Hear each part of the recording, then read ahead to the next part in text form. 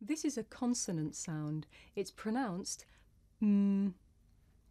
I make this sound by closing my lips and letting the sound come through my nose. Mm. I can even feel my nose vibrating.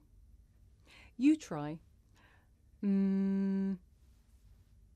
You can hear this sound at the beginning of the word more, in the middle of the word hammer, at the end of the word some, and at the beginning and end of the word mime.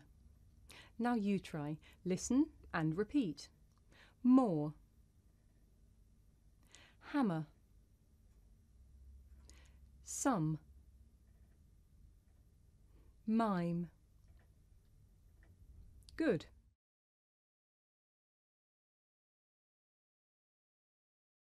It may be difficult to hear the difference between this sound, and two similar sounds, the sound n that you hear at the end of the word sun, and the sound ng that you hear at the end of the word sung.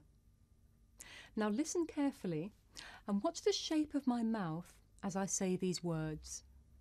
Some, sun, sung, rum, run, rung. Now you try. Listen and repeat after me. Some, sun, sung, rum, run, rung. Good.